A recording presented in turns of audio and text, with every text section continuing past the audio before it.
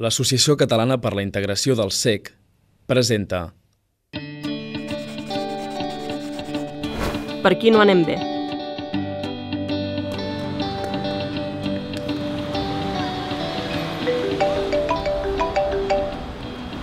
¿Sí? Hola, ya estoy aquí. Acabo de salir del metro y estoy en la acera del Paseo de Gracia. Escolti, senyor, escolti, que està aquí enmig del carrer. Per aquí passen cotxes. Sí, yo estoy en la acera.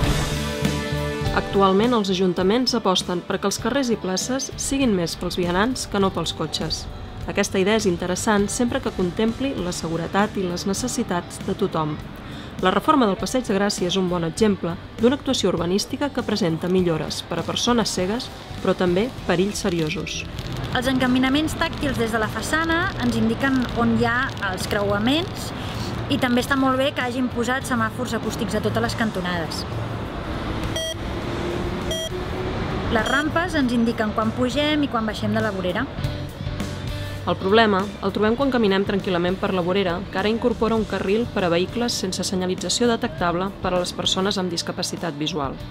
Les persones cegues, com que no baixem cap graó i no detectem amb el bastó cap marca de perill, pensem que som a la vorera. Els gossos guies no estan entrenats per detectar aquest tipus de carrils i jo no he notat en cap moment amb els peus cap senyal que m'indiqui quan estic sobre el carril. Acabo de llegar a Barcelona. Es mi primera vez aquí y me parece muy confuso porque venía caminando y cruzo una calle y luego escucho venir coches por la acera. Els que tenim baixa visió tampoc detectem el carril perquè té el color poc contrastat. L'única marca de perill són uns botons al final dels encaminaments que condueixen als passos de vianants. Però aquests botons no es detecten adequadament amb el bastó ni amb els peus. N'hi ha pocs i són petits. Aquí el perill és més gran perquè hi ha una entrada de pàrquing i poden entrar cotxes. Els vehicles silenciosos, com ara bicicletes i cotxes elèctrics, suposen un risc afegit, perquè les persones cegues no els podem detectar. Les voreres, sempre que tinguin rampes amb inclinació adequada per a persones amb mobilitat reduïda, són la solució ideal per a la nostra orientació i seguretat.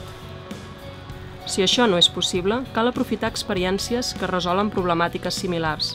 El passeig central de la Rambla de Terrassa és un exemple de plataforma única on s'ha incorporat una senyalització tàctil adequada. Aquesta franja ampla de botons separa la zona del passeig de la del carril de vehicles i com que es detecten perfectament amb els peus i el bastó, a mi em dona molta seguretat. Si realment volem construir ciutats còmodes i segures per tothom, hem de garantir un autèntic disseny universal. Cal que hi hagi la voluntat política d'incloure l'accessibilitat en tots els projectes des del seu origen i que es compti amb l'opinió dels tècnics i dels usuaris durant tota l'execució, no només al final del procés. Des de l'Associació Catalana per la Integració del CEC hem seguit la realització del projecte de Passeig de Gràcia i hem fet arribar les nostres propostes per resoldre el greu perill que representa el carril sobre la vorera.